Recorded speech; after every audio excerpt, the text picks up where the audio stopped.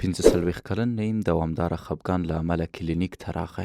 له کله یې چې میرمن طلاق ورکړی او له ځان سره یې د 15 کلن زوی هم بهر ته ویسته نو ده ته دا خفګان پیدا شوی. نیم وایي چې نور له ژوند خوند نه اخلي، ان د خوښۍ سندره یې مور باندې بدله کیږي. خو کله یې چې زوی لیدنې ته راځي نو بیرته د خوشحالۍ احساس کوي، یوازې د هغه په کتلو. د نورو پوښتنو په وخت کې معلومه شوه چې د نیم وزن ورځ تر بلې ډیریږي او تل ډیر خوراک کوي او خوله یې ډکوي. کله مو چې هغه نه د خوب په اړه وپوښتل نو ویل چې په ورځ کې لږ تر لږه 14 ساعتونه ډیر خوب کوي، مګر بیا د ویښېدو په وخت کې د ستړیا احساس کوي. له دې سره 25 کلنه الیف د پلار په واسطه کلینیک ته راوړل شوه. پلار یې وایي چې لور مې 15 ورځې کېږي سم خوب نه کوي، خو بیا هم له انرژۍ ډکه ښکاري. پلار یې ورباندې له دې امله په غوسه دی چې لور یې بې ځایه ډیر کالي اخیستي او د پلار پیسې یې مصرف کړي دي. په دې وخت کې الیف د خپل پلار خبره ونیوله، ویل چې ټول دلته ناست نادانه دي او هغه د نړۍ تر ټولو هوښیاره جلۍ ده. هغه په دې وخت کې د کوټې یوې او بلې خواته تلل او راتلل پیلی او له یوې موضوع به یې بلې موضوع ته خبره بدلوله. هغه وایي چې هیڅ ډول رواني ستونزه نه لري، هیڅ داسې څه نه اوري او نه یې ویني چې نارمل نه وي. الیف دا هم وایي چې په خپل وخت کار ته ځي او په عادي شکل یې له خپلو همکارانو سره اړیکو ته په 15 وروستیو ورځو کې دوام ورکړی. اوس دواړو قضیو ته په کتو نعیم او الیف د مزاج د اختلال ډولونه لري. سلامونه، وخت بخیر. د سایکیاتري او روانشناسۍ لکچر ته بیا هم ښه راغلاست. در سره زه ډاکټر شکیب یم. نن په موډ ډسارډر یا د حالت په اختلال غږیږو. په افغانستان کې دا تر ډیره حده پورې د ډپریشن په نوم پیژندلی دی، خو په اصل کې داسې نه ده. موږ د موډ ډسارډر یا د حالت اختلال لرو. کله چې د انسان روان ښه نه وي، حالت یې ښه نه وي، دې ته موډ ډسارډر وایي. مثلا یو نفر یو چا سره جنګ کوي، موږ وایو چې یاره ورسره غرض مه لره، نن د رواني اړخ نه ښه نه دی. نو د رواني حالت نه چې یو څوک ښه نه وي، دا یو اختلال دی، یوه رواني ستونزه ده چې هم روانشناسان درملنه کولی شي او هم سایکیاتریستان د دوا او د سایکوتراپۍ په اساس درملنه کولی شي. دغه موډ ډسارډر په 2 برخو مونږ ویشو. یو ته ډپریسیو ډسارډر وایي، په دې کې نو د انسان روان ځکه ښه نه وي چې دی خفه وي، دی تشویشونه لري، دی پریشانه وي. او بل ته مانیک او هایپومانیک اپیزودز وایو. دلته بیا د انسان روان ځکه ښه نه وي چې له حد نه ډیر خوشحاله وي. او نن موږ د دې دواړو په اړه بحث کوو چې انشاءالله هیر مو نه شي. لومړی د ډپریسیو ډسارډر په اړه غږیږو، یا د هغه اختلال په اړه چې په هغې کې د انسان رواني حالت خفه او دا مختلف ډولونه لري چې په ډولونو باندې بحث کوو. ولې په پیل کې مو یو شي ته پام وي چې ډپریسیو ډسارډر په عموم کې 9 نښې لري. که چیرته یو فرد د دې 9 نښو نه 15 نښې پوره کوي، دا نو ډپریسیو ډسارډر یا هم د خفګان اختلال لري. دا 9 نښې څه دي؟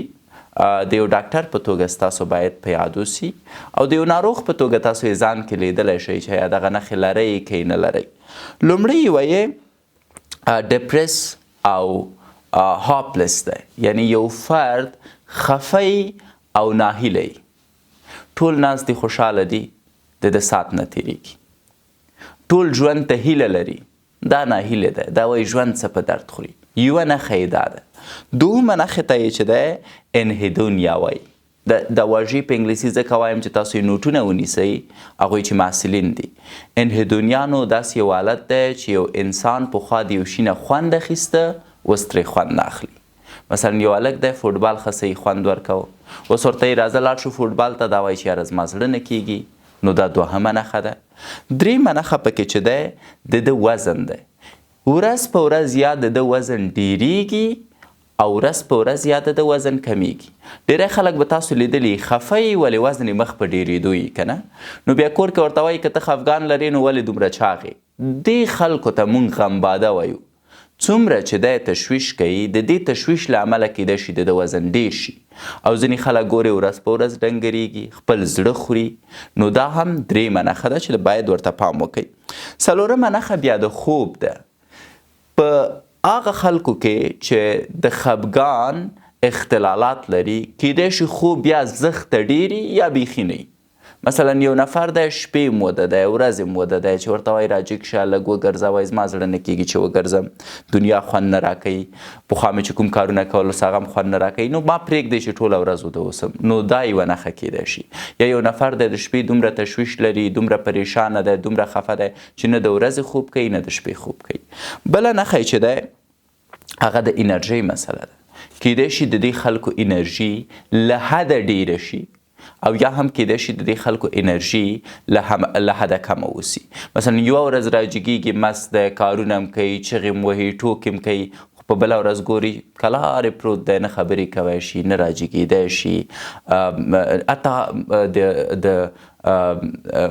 میلمنو سره بحث ته حوصله نه لري یا ستړي مشي ته حوصله نه لري ورسره بله نښه چې دی فیلینګ ورتلس دی او دا ډېر اساسي نښه ده ځکه متاسفانه دا نښه بیا سړی بیولی شي تر ځان وژنې پورې دغه فرد فکر کوي چې بې ارزښته دی فکر کوي چې مور و پلار یې د ده په کیسه کې نه دي یا فکر کوي چې په دفتر کې څوک پروا نه لري یا فکر کوي چې میرمنې ته اصلا مهم نه دی یا په عمومي ډول فکر کوي چې په دې ټولنه کې یو خاص ځای نه لري مثلا فکر کوي چې ټول لاړه پرمختګ یې وکړی ټول لاړه پیسه داره شوه زه چې دی وروسته پاتې یم زه پیسې نه لرم زه شخصیت نه لرم زه ژوند نه لرم دغه فکرونه درته ډېر پیښېدلی شي پکې او ورسره د ګلت یا هم د شدید ګناه احساس دی دا په هر شي کې ځان ګرم بلي مثلا وایي که ما داسې کړي وای نن به داسې نه کېدی که ما آسې کړي وای نن به داسې نه کېدی او دا مسایل کولی شي چې دا فرد وخوري او یا هم ورته مشکلات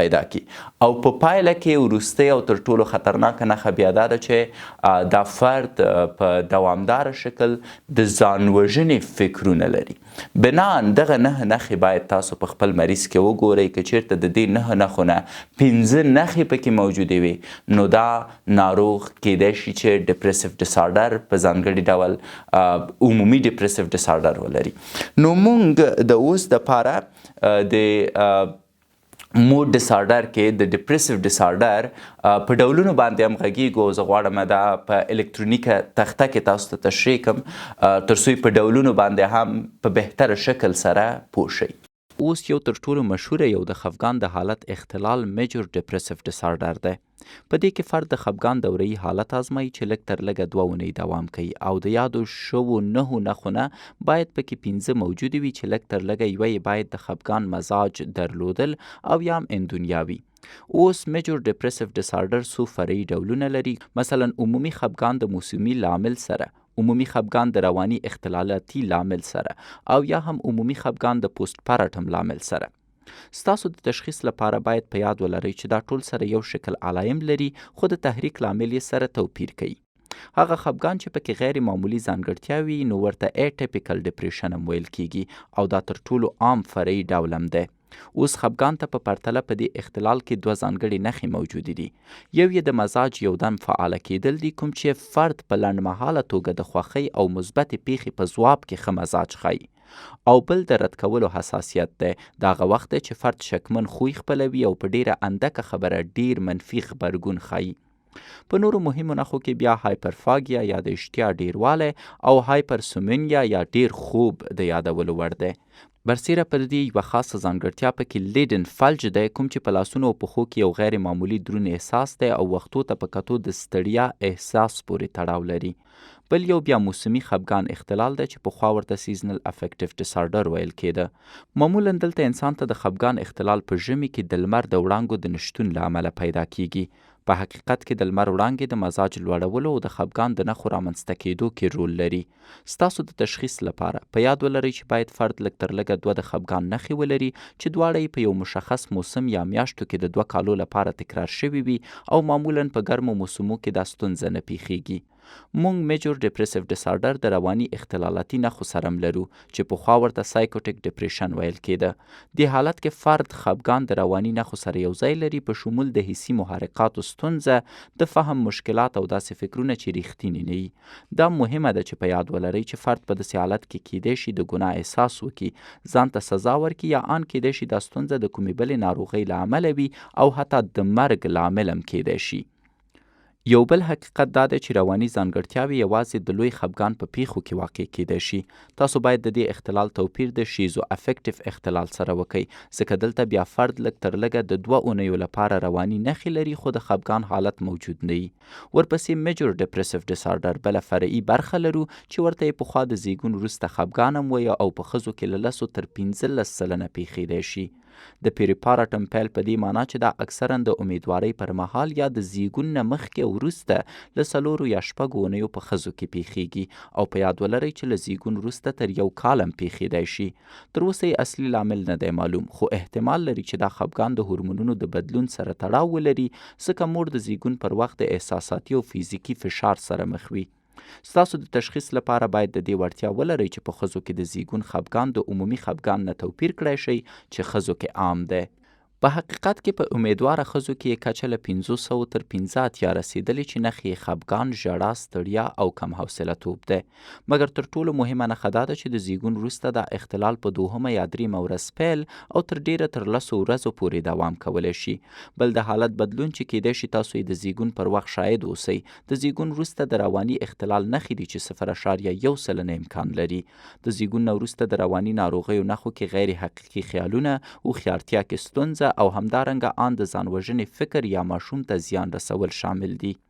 ستاسو د ښه تشخیص لپاره په یاد ولرئ چې د زیږون وروسته رواني ناروغۍ اکثرا د اصلي رواني یا 2 قطبي اختلال سره مشابهت لري. ځینې وخت کیدای شي د درملو له امله او په عمومي ډول د لومړي ځل لپاره امیدواره شوو میرمنو کې چې کورنۍ رواني تاریخچه لري پیښیږي. بیرته د خفګان اختلالاتو ته راګرځو. بل یو یې پرزسټنټ ډپریسیو ډیسارډر چې پخوا ورته ډیسټیمیا ویل کیده. باید په یاد ولرئ چې دا اختلال متوسط دی او لږ تر لږه له دې نښو 2 لري: په اشتیا کې بدلون، په خوب کې بدلون، ستړیا یا کمه انرژي، د ځان باور کې کمښت، د تمرکز کمول یا د پریکړې کولو مشکل او د ناامیدۍ یا ناهیلۍ احساس. اوس د دوامداره خفګان اختلال د تشخیص کلي دا ده چې خفګان باید اوږدې مودې لپاره دوام وکړي. په ځانګړي ډول په لویانو کې باید تاریخچه له 2 کالو ډیره وي او په ماشومانو کې له 1 کال باید تاریخچه ډیره وي. او په یاد ولرئ چې په دوامداره یا اوږدمهاله خفګان اخته خلک کیدای شي د معافیت دوره ولري، په کوم کې چې د لنډ وخت لپاره دوی د خفګان نښې نه لري. په هر صورت مهمه خبره دا ده چې د معافیت دوره هیڅکله له 2 میاشتو ډیر دوام نشي کولی. اوس نو چې د موډ ډیسارډر په اړه موږ بحث وکړه چې دا د حالت اختلال دی، 2 ډولونه لري، یو ډپریسیو ډیسارډر کوم چې د خفګان اختلالات دي او بل منیک او هایپومنیکیپي دي چې په هغې کې تاسو د حده ډېر خوشحاله کیدای شئ. موږ د موډ ډیسارډر اړوند وغږېدو، 9 نښې مو تاسو ته تشریح کړې او د دې ډپریسیو ډیسارډر یا د خفګان د اختلالاتو ډولونه مو هم تاسو ته بیان کړه. نو راځئ د درملنې په اړه هم بحث وکړو. د یو ډاکټر په توګه کله چې تاسو تشخیص کوئ چې په موډ ډیسارډر کې یو نفر ډپریسیو ډیسارډر یا د خفګان اختلال لري او په ده کې د 9 نښو نه 15 یا د 15 نه ډېرې نښې وینئ او بیا پوهیږئ چې د خفګان په اختلال کې دا کوم ډول خفګان لري، نو هغې ته په کتو باید درملنه وشي. په درملنه کې لومړی آپشن یا لومړی ټاکنه ستاسو دوا نه ده. متاسفانه اکثرا زموږ سایکایټریستان یا عقلي و عصبي ډاکټرانو لومړی حمله په دوا ده چې مریض ته یې ورکوي او د اکثرا روانشناسانو لومړی حمله په سی بی ټي یا کاګنیټیو بیهیویر تراپي ده. یو روانشناس د سی بی ټي نه ورخوا نور څه نه پیژني او ډاکټر د دوا نه اخوا یو څه نه پیژني. ولې تاسو چې د راتلونکي ډاکټران یې دې مسلې ته باید جدي پام وکړئ، ځکه موږ ډېرې نورې مختلفې لارې لرو چې د هغې نه په استفادې سره تاسو کولی شئ د ناروغ ژوند وژغورئ. لومړی وایي سی بی ټي ده. سی بی ټي یوه تګلاره ده، کاګنیټیو بیهیویر تراپي ده. دا ستاسو د مریض د عکس العمل یا د هغه د خلق او د رویې او د تګلارې بدلون دی. مثلا یو مریض د دې د خاطره خفګان پیدا کړی دی چې د کورنۍ یو نږدې غړی له لاسه ورکړی دی، نو تاسو باید د ده سره د سی بی ټي له لارې داسې خبرې وکړئ چې پوه شي چې په ژوند کې هیڅوک هم ژوندی نه پاتې کېږي، بالاخره ټول مري. او که نور خلک د خپلو خپلوانو او عزیزانو د لاسه ورکولو په اساس بیا هم ښه ژوند کولی شي، نو ته یې هم کولی شي. نو سی بی ټي د خپل مریض په چلن کې د بدلون مسله ده. او د کاګنیټیو بیهیویر تراپي په اړه بیا زه تاسو ته په الکترونیکي تخته کې هم معلومات درکوم ځکه دا مهم دي تر څو زده کړئ چې دا څه رقم تراپي ده او یو مکمل برنامه هم په دې اړه جوړوی شو عملي چې څنګه تاسو کولی شئ CBT ترسره کړئ. دومه مسله پکې ټالکټیو تراپي ده. ډیری هغه ناروغان چې خفګان لري یا ډپریسیو ډسارډر لري دوی ضرورت دې ته لري چې خپل زړه خالی کی، ضرورت دې ته لري چې خپل اوږدې خالی کی. مثلا دا یو مشکل لري او دا مشکل یې چاته نشي ویلی. زه یو مثال در کوم. زما یو ناروغ و، ده ته یې په کور کې په زوره ښځه کړې وه او کله به هم چې د مور و پلار ته وایي چې یاره په زور هم راته ښځه وکړه، نو مور و پلار به ورته ویل چې خوله دې بنده کړه، شکر وباسه چې ښځه مو درته وکړه، تا ته څوک ولاکه هغه عامه اصطلاح یو عادي نفر هم درکړي نه، نو مونږ بیا هم تا ته ښځه وکړه، نو ته شکر وباسه. نو د ده دا اوږده ډېرې ده چې د یو خوا نه په زور ته ښځه وکړه، د بل خوا نه زما مشوره چې دی ونه منله، زما خبرې یې وانه اورېدې، او له بل اړخ نه اوس هم دو په ما احسان کوي. نو د دې د خاطره سړی ډپرس شوی و، د ژوند نه یې خوند نه اخیسته، ګوشه کې به ټوله ورځ پروت و، فکر یې کوو چې دی په زندګي کې هېڅ ارزښت څوک نه ورکوي، یو بې ارزښته شی دی، حتی تر مرګه پورې فکر کوو چې ځان وژنه وکړي. سړی راځي ماته، موږ سره کینو، یوازینی کار چې ما کړی نه مې دته دوا ورکړې، نه مې CBT ورته کړې چې کاګنیټیو بیهیویر تراپي ده، ټالکټیو تراپۍ نه ما استفاده کړې. سړي ته ناست یم، ما ورته ویلې چې د ژوند کیسه دې وکړه. سړي خپل داستان شروع کړی دی، تقریبا 2.5 ساعته ناست دی، کله به یې ژړل کله به یې خاندل. مثلا یو پیره په ژړا شو چې ما جلکۍ لیدلې نه وه او ما ورسره واده وکړه، وروسته بیرته په خندا شو چې مګم جنۍ اوس ښایسته ده او زه ترې نه خوشحاله یم. نو د ده ستونزه بل هیڅ شی هم نه و، فقط غوښتل یو څو دقیقې یو چا سره کیني چې خبرې وکړي. تاسو ګورئ په موټرونو کې په لسګونه خلک وینئ چې په موټر کې تا سره کیني، یو پیره در سره خبرې شروع کړي. تاسو د دې خلکو خبرې واورئ. زمونږ اکثرا مغرور دی، مخ دا سړي نه واړئ. انسان د بل انسان سره باید خبرې وکړي، انسان د بل انسان سره باید بحث وکړي. زه دا اوس لګیم تاسو ته نن نه لیکچر ثبتوم، هم دا چې زما لیکچر خلاصیږي زه بېکاره کېږم، کینم د ملګرو سره ټوکې کوم، خبرې کوم. ولې؟ چون دا ضرورت دی. بنان ټالکټیو تراپي باید یو عادت اوسي. او ولې په دې ډېر بحث کوم؟ ځکه زموږ اکثرا ډاکټران متاسفانه ټالکټیو تراپۍ ته ارزښت نه ورکوي. مریض راغی وایي چې خفه یم، بس پوه شوم، نسخه ورته ولیکي، دوا ورته سر کړي. دا اشتباه ده. او اکثرا روانشناسان مو څه کوي؟ د دې په ځای چې د مریض خبره واوري خپله ډېرې خبرې کوي. نو ټالکټیو تراپي یو اساسي برخه ده چې باید ورته پام وکړئ. بل انټرپرسنل تراپي ده. انټرپرسنل تراپي څه ده؟ ته د فرد شخصي ژوند کې دخالت کوي. مثلا یو نفر راځي تا ته وایي چې زه ډپریسیو ډسارډر لرم یا د خفګان اختلالات لرم، ته ورته وایي سمه ده، دا اختلالات ولې درته پیدا شوي؟ مریض تا ته اصلي خبره نه کوي. ولې؟ شرمیږي.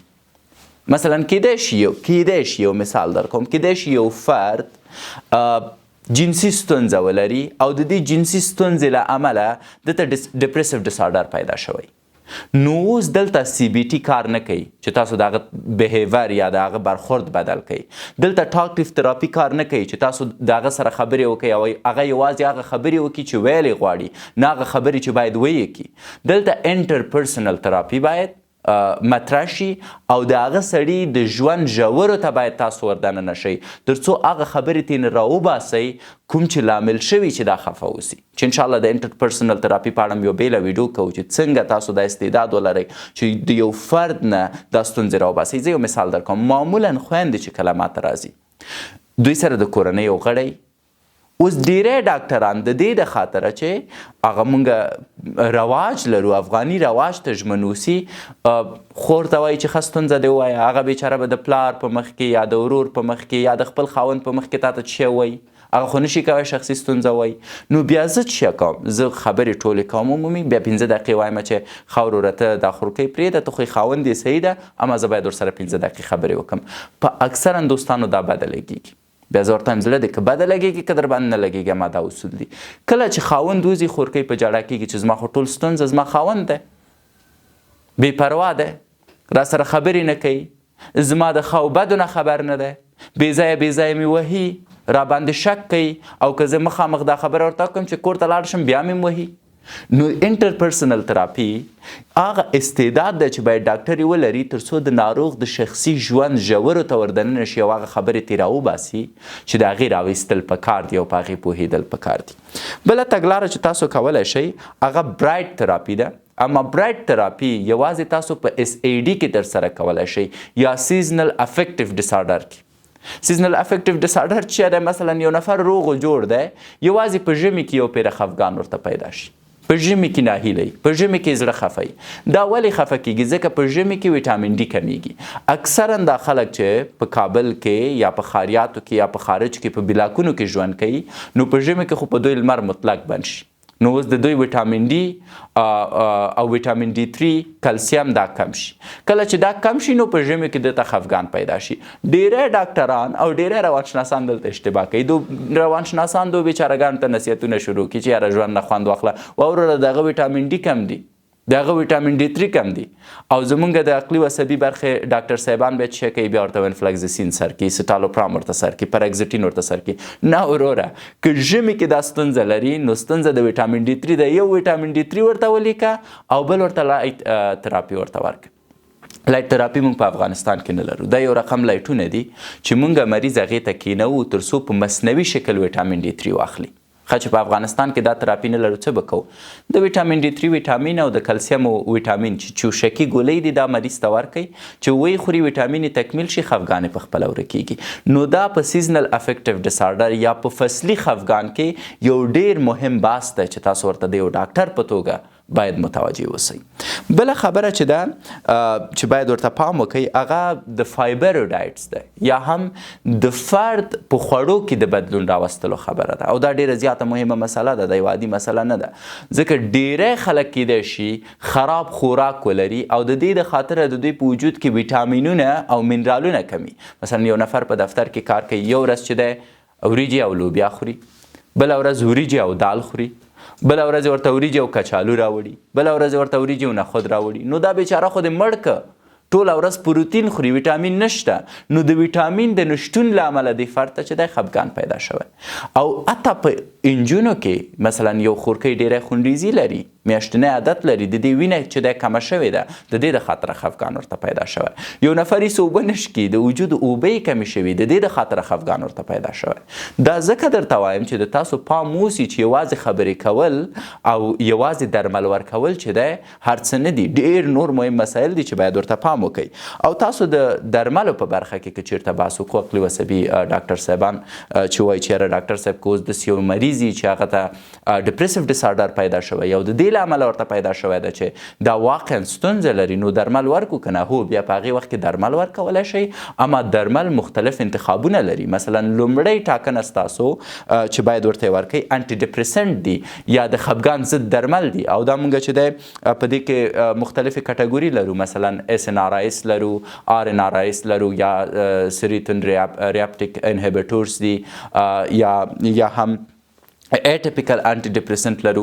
ولې تاسو باید پیل چې کوم کوئ د SSRIs نه باید وکئ. په SSRIs کې تر ټولو ښه کار کوونکي درمل چې دی اسټالوپرام دي. بیا که چېرته هغې کې نتیجه نه ورکوي بیا SNRIs نه چې دی استفاده کولی شي. په هغې کې چې ښه نتیجه ورکوي تر ډېره حده پورې ونفلکزسین دي. اما په افغانستان کې پراګزټین چې دی ډېر زیات ورکوي او دا ډېر زیات رواج دی. یو مریض راځي د دې په ځای چې اسټالوپرام وکاروي دفتن پراګزټین ورته شروع کړي. دا کار مه کوئ، دا اشتباه ده. که بیا چېرته دې کار ورنکړه بیا تاسو دومه ټاکنه لرئ چې هغې ته ټرایسیکلیک انټیډپریسنټ وایي او په هغې کې مثلا ډوکزیفین، امیتروپتلین د دې درملو نه کار اخیستی شئ. بیا هم د عقلي عصبي ډاکټرانو لپاره یو نصیحت لرم، لطفا امیتروپتلین ډېر زر مه ورکوئ. زه وینم د عقلي عصبي ډاکټرانو په نسخو کې پراګزټین، امیتروپتلین دا بیخي ډېر دي. یو نفر ګوري، یو ځوان بیچاره 18 کلن، 20 کلن، 22 کلن نفر یو عادي ستونزه لري چې هغه ته په CBT حل کوی شي، په ټاکټیو تراپي باندې حل کوی شي، په ښه ډایټ باندې حل کوی شي. اما نه، دوی یو پیره ورته چې دی پراګزټین شروع کړي، یو پیره ورته امیتروپتلین شروع کړي او فکر کوي که دا ورکو مریض به زر ښه شي، موږ به مشهوره شو. نه، مریض دی تباه که، بیچاره ته سردردۍ پیدا کېږي، حافظه یې چې دی ضعیفه کېږي، غصه به د هغه ډېرېږي، ټوله ورځ به ګنګس پروت وي. نو خو د هغه ټوله کورنۍ بیا تا ته ښېرا کوي د دې په ځای چې درته دعا وکړي او خیره پسې بلا بالاخره مرې خدای ته بیا څه ځواب ورکوي. پس دې ته ډېر زیات پام کوئ. او بل موضوع چې ډېره زیاته مهمه ده، موږ فیزونه لرو د دې چې څه رقم درمل ورکو، په کوم شکل باندې ورکو، هغې فیزونو ته ډېر پام وکړئ. مثلا د 12 هفتو نه یو مریض ته باید ډېر درمل ورنه کوئ په اکیوټ فیز کې که د هغه ستونزه ډېره. تاسو یو مریض داسې لرئ چې عادي ناروغه دی، دوام ورته ورکړی وای 6 میاشتې 7 میاشتې استفاده که نه، دوام ورکړه، یو هفتې دپاره دوا ورکوئ، ورته وایي چې د یو هفتې نه وروسته بیرته راشه، حالت یې وګورئ چې آیا توا پې تاثیر کړی که نه دی کړی. که تاثیر کړی دوا یې د 1 میاشتې دپاره ورته وایي چې ودې کاروئ. یو میاشت وروسته بیا مریض راوغواړئ، بیا وګورئ نتیجه یې ورکړې که نه. که یې نتیجه نه ورکړې تر 3 میاشتو دوا ورکوئ. 3 میاشتو نه وروسته بالاخره باید دوا قطع شي. او که چېرته نتیجه نه ورکوي نو ډاکټر صاحب ستونزه ستا ده، ځکه په 3 میاشتو کې مریض باید یو نتیجه واخلي. دا نه چې ته ورته چې ټول عمر دوا وخوره. ځوان نفران لرو پرېګابلینو باندې عادت کړي، یو 20 کلن ځوان پرېګابلین وهي، ټول عمر دپاره یې پې عادت کړی. چا درته ویلي؟ ولا ډاکټر راته ویلي. د څومره وخت دپاره؟ د 6 میاشتو دپاره. خو چې د 6 میاشتو دپاره ته پرېګابلین وخورې ورباندې عادتېږي نو دې مسلو ته مو پام وسي. بنان اوس دپاره راځو الکترونیکي تختې ته او په مکمل شکل همدغه کوم څه چې ما تاسو ته ویلی چې څنګه کولی شو درملنه وکړو، د دې یو خلاصه اورو. د هغې نه وروسته بیا راځو د موډ ډسارډر 2مې برخې ته چې مانیک او هایپومانیک حالت دی. اوس د دواړو خفګان او قطبي اختلالاتو لپاره د درملو نه د ګټه اخیستو تګلارې شته دی. د خفګان اختلالاتو لپاره په یاد ولرئ چې د لومړۍ کرښې درمل SSRI لکه فلکسیټین، پروکسین او سټرالین دي. د SSRI عامې اغیزې بیا تشویش، بېخوبي، د معدې ګډوډي او جنسي کمزورۍ کیدای شي. په هر صورت تر ټولو خطرناکه اغیزه یې دا ده چې کولی شي په احتمالي توګه د ځان وژنې نظریات او مینیک پیښې رامنځته کړي، په ځانګړي ډول هغه اشخاصو کې چې یې تاریخچه لري. نو ستاسو د بهتره ټاکنې لپاره په یاد ولرئ چې SSRI له استعمال مخکې په افرادو کې د ځان وژنې احتمال وارزوئ او د درملو له ورکړې مخکې پکې د مینیا یا هایپومینیا دورو تاریخ بررسي کوئ. اوس په یاد ولرئ که چیرې یو فرد د SSRI د درملو سره نور د خفګان ضد داسې درمل واخلي چې د سیروتونینو اندازه لوړوي لکه مونو امین اکسیدایز انهبیټورز، نو کیدای شي دوی کې د سیروتونین سنډروم رامنځته شي. دا یو ژوند ګواښونکی حالت دی چې د سیروتونین جمع کېدو له امله رامنځته کیږي، کوم چې په نهایت کې د مرکزي عصبي سیستم د ډیر تحرک لامل کیږي. دا سنډروم د پوستکي فلش، هایپرترمیا، حرکت، د عضلاتو سختی، قبضیت او کوما په نښو مشخص کیږي. اوس هغه څوک چې د SSRI ضمني اغیزې نشي زغملی ممکن د خفګان ضد نورو درملو باندې خپله درملنه وکړي، لکه سیروتونین او نوروپینفرین ریاپټیک انهبیټورز یا SNRIs، لکه ونفلکزیسین، ډیسنوونفلکزین او ډیلوکسیټین. په بل انتخاب کې ایټیپیکل د خفګان ضد درمل دي لکه میرتازپین یا بیوپروپین. یوه مهمه خبره چې باید ورته پام وشي دا ده چې بیوپروپین ممکن د ټاکیکارډیا، بېخوبۍ او حتی قبضیت لامل شي. له همدې امله دا په هغه خلکو کې چې د قبضیت یا خوړو اختلال لري نه ورکول کیږي. مونږ په دې وغږیدو چې موډ ډسارډر یا د حالت اختلال 2 ډوله لري. یو ډپریسیو ډسارډر دی چې هغې کې خفګان فرد لري او د هغې په اړه مفصل بحث مو وکړ تر درملنې پورې. اوس دوم څه رقم دی، کیدای شي درته جالبه یو نفر موډ ډسارډر لري، د حالت اختلال لري. ښه، دا د حالت اختلال څه شی دی؟ دلته دا خفګان نه لري، د حده ډیر خوشحالۍ، د حده ډیر خوشباورۍ، د حده ډیره خوشحالي، د حده ډیره خوشباوري. کیدای شي یو څوک وایي چې ډاکټر صاحب د دې ستونزه څه شی ده؟ دا ستونزه لري وروره. مثلا یو نفر د حده ډیر خوشباوره دی، یو نفر ورته راځي وایي $1,00,000 راکړه زه چې د یو تجارت پې شروع کوم درته 2 ورځې بیرته درکوم. هغه نفر خپله چې دی پوډریم دی او ښه دوپم دی. نو که دی مانیک او هایپومانیک اپیزودز ولري د حده ډیره خوشباورۍ $1,00,000 هغه ته ورکړي نو خو تباه شو. بنان په ژوند کې د حده ډیر خفګان هم یو اختلال دی او د حده ډیره خوشحالي هم یو اختلال کیدای شي چې دې ته مونږ مانیک او هایپومانیک اپیزودز وایو په طبي اصطلاح کې. او په دې کې یو شي ته باید تاسو پام وکړئ، څنګه پوه شئ چې یو مریض مانیک او هایپومانیک اپیزودز لري. دا نو 2 نښې دي. تاسو چې مریض راغواړئ ورسره به کینئ 2 نښې او د دې 2 نښو پوښتنه ترنه کوئ. که په دې 2 نښو کې د 3 نښې لرلې پوه شئ چې دا په مانیک یا په هایپومانیک اپیزودز باندې اخته دی. دا 2 نښې څه شی دي؟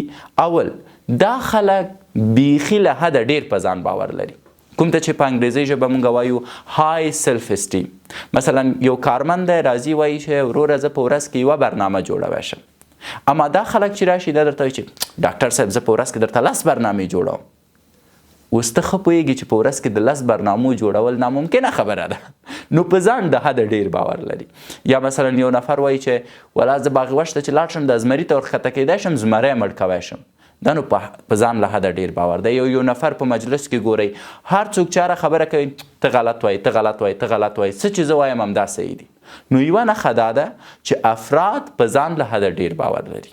دوهمه نښه دا ده چې دوی ټالکټیو وي، له حده ډېرې خبرې کوي چې همدا هره موضوع شي دی به پکې راځي دخالت به کوي او د ده خبرې چې شروع شي بل چاته وخت نه ورکوي. فکر وکړئ یو محفل دی، یو جرګه ده، بس دا چې پکې کېناسته 3 ساعته دا جرګه روانه ده، د اول نه چې دی شروع کوي تر اخره به دی خبرې کوي. که ته خبرې وکړې دفتن د خبرو کې لویږي بیا خپلې خبرې شروع کوي. نو دومره نښه پکې دا ده چې دا خلک ټالکټیو وي او داسې مریضان ماته ډېری راځي. مثلا زه ورته وایم نوم دې څه دی، دا کیسه راته سلسله راته شروع کړي. زه ورته وایم چې ورور فقط په هو یا نه ماته جواب راکړه، په هو یا نه جواب نشي راکوی، غواړي خبرې وکړي. پس دومره نښه دا کیدی شي. درېیمه نښه دا ده چې دوی اړتیا ویني چې باید خبرې وکړي. په هر دقیقه کې ستا خبرې کتئ. زه ډېری وختونه ځینې دوستانو سره بحث لرم، په هرو 30 ثانیو کې زما خبرې کته کوي. بیا زه ورته وایم چې آیا زه کولی شم خبرې وکړم، آیا ممی ته نوم گپ بزنم؟ نو بیا هغه وایي چې ها برو گپ بزن. زه ورته مطمئن هستی؟ وایي ها بیخي مطمئن هستم گپ بزن. کله چې بیخي ډاډه شي ژمن هم ترې واخلم چې همدا خپله خبره شروع کړم بیا دخالت وکړي. نو دوی نه یوازې دا چې له حده ډېرې خبرې کوي بلکې اړتیا ویني چې باید د نورو خلکو خبرې قطع کړي او بیا خپلې خبرې شروع کړي. دا یې درېیمه نښه کیدلی شي چې دې ته urge to talk وایي، یعنی اړتیا د دې چې باید خبرې وکړي. بله نښه یې دا ده چې دوی racing thoughts لري. دا څه معنی؟ مثلا یو شي په اړه فکر کوي، راځي وایي چې شکیب زه غواړم تا سره یو یوټیوب چینل جوړ کړم. زه ورته وایم ښه صحیح ده راځه چې جوړ یې کوو، اما تر څنګ باید یو کلینیک هم جوړ کړو. ښه صحیح ده کلینیک به هم جوړ کړو، ولې بهتره ده لاړ شو یو وظیفه هم ولرو. په یو ثانیه کې چې تا سره خبرې کوي زرګونه نظریات تا ته وایي او ته نه پوهېږي چې بالاخره دا نفر غواړي څه وکړي. مثلا زما یو ملګری دی هره ورځ راځي یو پلان جوړوي. والا شکیب امروز یک پلان گرفتیم. ښه چی از پلانت؟ میخوایم یک تجارت شروع کنم. خو صحیح زه ورته کینم ټول ایډیا او نظریات هر څه ورته ورکوم. سړی لاړ شي، څنګه لاړ شي 2 ساعته وروسته بیرته راشي شکیب اون پلان تغییر کرد. خب حالی چی میکنی؟ میخوایم یک جای جور کنم که بر مردم فیلم بردم. خب یا هم خوب شد یا صحیح است گپ میزنیم بیا پلان ورکوم. صحیح ده. سړی از 2 ساعته وروسته راځي امی فیلم جور کردن و که به مردم فیلم بدی نتیجه نمیده. خب چی میکنی؟ یک کاسخانه جور میکنم. 8 میاشتې کېږي دا سړی په همدې کې ورک دی چې څه وکړو. نو دې ته ریسینګ تاټس وایي. یو فکر راځي د دې په ځای چې هغه عملي کړي هغه ترې پاتې بل فکر ورته یاد ته راځي. حتی په خبرو کې د یو ډاکټر صاحبانو چې کله تاسو خبرې کوئ دا فرد پیژندلی شئ. مثلا خبرې کوي په دې چې زما سر درد کوي، د خپل سر درد کیسه شروع کړي یو پیره خپلې معدې ته چې دی منډه کړي چې والا معدې تکلیف هم لرم، د خپلې معدې په اړه خبرې کوي یو پیره لاړ شي د کورنۍ نه شکایت شروع کړي. نو دا بله نښه کیدی شي چې باید ورته پاملرنه وکړئ. بل ایزلی ډسټراکټډ، دا خلک په ډېرې اسانۍ سره ډسټرکټ کیږي، د دوی پام د یو شي نه بل شي ته اړول کیږي. مثلا ناس د تا سره خبرې کوي ولې ګوري چې یو بل ملګری پبجي وایي چې همدغه ته یو کده چې پبجي وایي د تا سره خبرې کول پرېږدي ځي هغه ته وایي چې ښه پبجي وهې د هغه سره بحث شروع کوي. هغه سره په پبجي بحث کوي، یو بل نفر رادننه کیږي وایي چې زه ځم سلماني ته، پبجي پرېږدي ځي وایي راځه زه تا سره سلماني ته ځم. نو د دوی پام ډېر زر له یو موضوع نه بلې موضوع ته اړول کیږي. دا یې بله نښه ده. او ورسره مهمه خبره دا ده چې دوی معمولا غواړي چې په کم وخت کې ډېر شیان لاسته راوړي. کوم چې مثال مې مخکې هم درکړه، غواړي چې هر کاره اوسي، غواړي چې هر شي ته لاس ور واچوي، غواړي چې د هر شي یا د هرې موضوع په برخه کې دوی دخیل اوسي چې دې ته هم باید تاسو پام وکئ. او وروستۍ نښه یې دا ده چې بې پروایي، د هر شي په وړاندې بې پروایي. که دنیا په بل هم چپه شي دوی وایي په ما څه. نو بناً که یو نفر په دغې 7 نښو کې چې ما تاسو ته وویلې حداقل 3 لري نو دا سړی مانیک او هایپومانیک اپیزودز لري. اوس پوښتنه دا ده چې مانیک او هایپومانیک اپیزودز دي څه او څو ډولونه لري. راځئ چې په الکترونیکي تخته کې د دې د ډولونو اړوند پوه شو تر څو په مکمل شکل مونږ د دې بحث نه اساسي خوند اخیستی. خنو اوس مانیک او هایپومانیک پیښې د بایپولر اختلال لپاره ځانګړنې بلل کیږي، کوم چې بایپولر 1 اختلال، بایپولر 2 اختلال او سایکوتالمیک ډیسارډر کې طبقه بندي شوي. د بایپولر یو اختلال لږ تر لږه یوه منیکه پیښه لري کوم چې د څو اونیو لپاره دوام کوي. دا کیدای شي د هایپومنیک یا خپګان د پیښې څخه مخکې یا وروسته وي او ممکن د هرې پیښې په منځ کې د معافیت او مستحکم مزاج موده ولري، مګر په یاد ولرئ چې دا د تشخیص لپاره اړینه موضوع نه ده. له بلې خوا بایپولر دوه اختلال کې افراد هایپومنیک او خپګان پیښې لري، مګر د منیک پیښې پکې نشته دی. په نهایت کې سایکوتلمیک اختلال یا سایکوتلمیا د بایپولر اختلال تر ټولو عادي بڼه ده، چیرې چې خلک له لږ هایپومنیک او خپګان تجربه لري، لکه څنګه چې تاسو په بایپولر 2 کې دا حالت وینئ. مګر هغه څه چې دا دواړه سره جلا کوي هغه دا دي چې په سایکوتلمیک اختلال کې افراد د دوه قطبي اختلالاتو په پرتله ډیر زره خپل حالت بدلوي او را بدلوي. د مثال په ډول دوی ممکن یوه شیبه کې د خوښۍ احساس وکړي، خو ډیر ژر ورپسې ممکن خورا غمجن او بیا بیرته خوشحاله شي. د سایکوتلمیک اختلال تشخیص لپاره په یاد ولرئ چې د مزاج بدلون باید لږ تر لږه د 2 کلونو په موده کې واقع شي او د معافیت موده یې د 2 میاشتو نه ډیره نه وي. خنم بیا هم ښه راغلاست. موږ د هایپومنیک اند مانیک اپیزودز اړوند خبرې کولې. تاسو ته مو ویلې چې 2 نښې پکې موجودې دي او که یو انسان 3 نښې ولري نو هغه دا ستونزه لري او د ډولونو په اړه وغږېدو. اوس په کار ده چې په دې وخت کې د درملنې په اړه بحث وکړو چې څنګه کولی شو د دې خلکو درملنه وکړو. لومړی اپشن بیا هم سی بی ټي یا کاګنیټیو بیهیویر تراپي ده. چون ما په ډپریسیو ډیسارډر کې د سی بی ټي اړوند لږ څه پراخ بحث وکړ، نو د دې نه همداسې زر تېرېږو. فقط دومره وایو چې په سی بی ټي کې زموږ اساسي موضوع دا ده چې د فرد په رفتار کې د بدلون په پار د سره خبرې کوو او د ده نه مختلفې پوښتنې کوو او بیرته دته مختلف نصیحتونه کوو. دوهمه مسله پکې های فایبر ډایټس ده. معمولا دا خلک ځکه بې صبري، ځکه بې حوصلې، ځکه ډېرې خبرې کوي، ځکه د حده ډېر فکرونه ورته پیدا کیږي چې دوی فایبر لرونکي خواړه نه خوري. فایبر لرونکي خواړو کې تر ټولو ښه برخه چې ده ترکاري ده. نو څومره چې دوی ډېره ترکاري وخوري د دوی ژوند به هغومره چې دی راحت شي. پس غذایي رژیم ډېر زیات مهم رول لري په مانیک او هایپومانیک اپیزودز کې چې باید ورته د ډاکټر په توګه تاسو پاملرنه وکړئ او په نسخه کې دوی ته ولیکئ چې د ترکاریبابو میوجاتو نه ډېره زیاته استفاده وکړي، په ځانګړي ډول د هغه ترکاریو او د هغه میوو نه چې ریښې لري.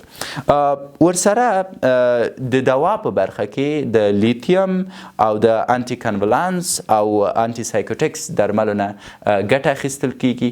اما یو شي ته مو پام وي چې دا 3 واړه درمل په شدت سره خطرناک دي.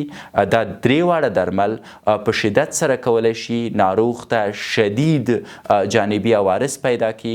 نو د بهتره پوهېدو دپاره بیا هم باید الکترونیکي تختې ته رجوع وکړو او تاسو د ډاکټرانو په توګه باید خپل یاداشتونه له ځانه سره ولرئ.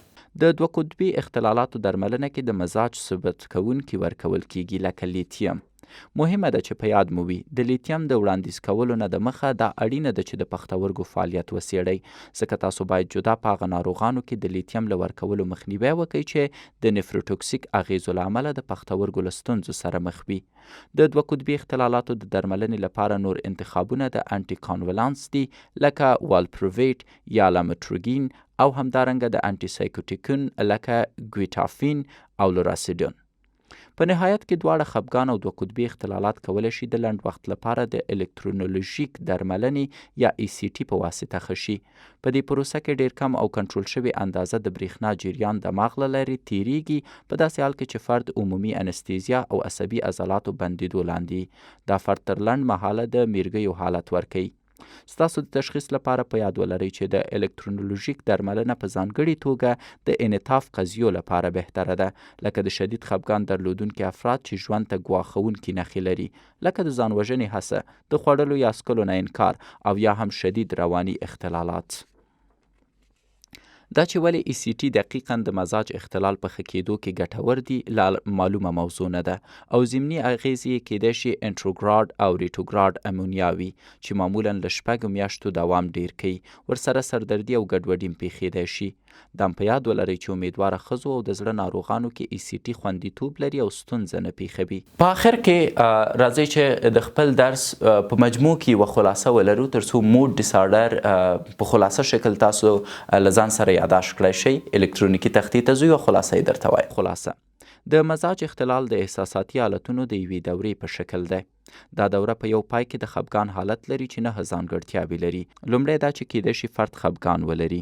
دوهم د اندونیا شتون دی. دریم په اشتیا کې ډیروالی یا کمښت دی. څلورم د پخوا په پرتله فرد یا ډیر او یا بیخي لږ خوب کوي. کیدای شي د پخوا په پرتله ځان بې انرژي اسکي. شپږم د تمرکز مشکل دی. اووم بیا د رواني موټرو تنبلي ده. اتم بیا کیدای شي فرد ځان بې ارزښته وبولي. او بالاخره نهم دا چې ځان وژنې اړوند فکر وکړي. د اضطراب تر ټولو عام یو میجر ډیپریسیو ډیسارډر دی چې پکې د خفګان حالت لږ تر لږه 2 اونۍ دوام کوي او لږ تر لږه 15 کلیدي د خفګان نښې پکې فرد لري. د لوی خفګان اختلال تر ټولو عام فرعي ډول د غیر معمولي ځانګړتیاو سره خفګان دی، کوم چې د مزاج غبرګون، د رد کولو حساسیت، هایپرفاجیا، هایپرسومینیا او لیډن فلایزس په اساس مشخص کیږي. بیا موسمي اختلال هم د لوی خفګان یو ډول دی، کوم چې په ساړو موسمونو کې د لمر د وړانګو د کمیدو له امله پیدا کیږي. بل یو بیا د رواني ځانګړتیاو سره مل لوی خفګان دی، کوم چې د تخیلي خیالاتو په اساس مشخص کیږي. بل یو بیا پیریپارټم دی چې د امیدوارۍ پر مهال یا د امیدوارۍ نه تر 1 کال وروسته پورې پیښیږي. په نهایت کې د دوامداره خفګان اختلال هم شته دی، چیرې چې د خفګان نښې لږې دي خو په لویانو کې له 2 کلونو نه ډیر او په ماشومانو کې له 1 کال تر ډیر وخته دوام کوي. مخکې له دې چې د خفګان د ناروغیو تشخیص وکړو، بهتره ده د غم اړوند پوه شو تر څو رانه غلط نشي. غم د فزیکي یا احساساتي زیان په ځواب کې د ژور خفګان عادي احساس دی، کوم چې باید د 12 میاشتو نه زیات دوام ونه کړي. دا د دوامداره پیچلي غمجن اختلال سره په مقابله هم اوسیدای شي، چیرې چې یو فرد د خپل مړ شوي خپلوان لپاره خورا ډیره لیوالتیا ښیي او دا اوږد دوام کوي چې له امله یې عادي فعالیت زیانمن کیږي. اوس د دې دورې په بل پای کې مینیک او هایپومینیک پیښې دي چې نښې لري چې پکې د خبرو لپاره لیوالتیا، د لویوالي فکر، د فکرونو ډیر چلند، د تمرکز نشتوالی، بې پروایي، د هدف پر بنسټ له حده زیات فعالیت او ورسره د خوب د اړتیا نه درلودلی. ډیری وختونه دا د رواني مزاج سره تړاو لري. اصلي توپیر دا دی چې د مینیک پیښې باید لږ تر لږه 1 اونۍ دوام وکړي، په داسې حال کې چې د هایپومینیک پیښې عادي دي او لږ تر لږه 4 ورځې دوام کوي. اوس د بایپولر یو اختلال لږ تر لږه 1 مینیکه پیښه لري چې کیدای شي د هایپومینیک یا ډپریشن پیښو نه مخکې یا وروسته وي. په داسې حال کې چې د بایپولر 2 اختلال د هایپومینیک او ډپریشن پیښو لخوا مشخص شوی مګر هیڅ مانیک نه لري، او په پای کې د سایکلوسمیک اختلال یو عادي شکل د 2 قطبي اختلال دی چې پکې فرد لږ تر لږه 2 کاله د دواړو مزاجو سره مخي. د مزاجي اختلالاتو درملنه کې ادراکي چلند درملنه او د ژوند د طرز بدلون شامل دی. د خفګان د اختلالاتو لپاره درمل کیدای شي SSRI او SNRI اوسي، او وروستي کې اټیپیکل د خفګان درمل دي، په داسې حال کې چې د قطبي اختلالاتو د درملنې لپاره بیا لیتیم، انټي کانولانس او انټي سایکوټیک او بنزودیازپین ترلاسه کیدای شي. په نهایت کې د اضطراب او د قطبي اختلالاتو د انعطاف وړ قضیو کې کولی شو د الکترو کانولژیک درملنې نه هم ګټه واخلو. له دې سره مو نو د نن ورځې لیکچر پای ته رسیږي. هغه دوستان چې ډاکټران نه دی ولی د لیکچر کتل ده، ان شاء الله راته خپل کومنټونه پرېږدئ، ځکه که غواړئ چې نور هم ساده کم د تاسو د خاطره به ساده کم. هغوی چې محصلین دي یو ځل بیا هم وایم په دقت سره خپل شارټ نوټونه ونیسئ او کله چې خپل مریضان ګورئ دغه اساسي نقطو ته پام وکئ تر څو خدای هم درنه راضي اوسي او ناروغان مو هم. تر بیا الله مل، ښه وخت.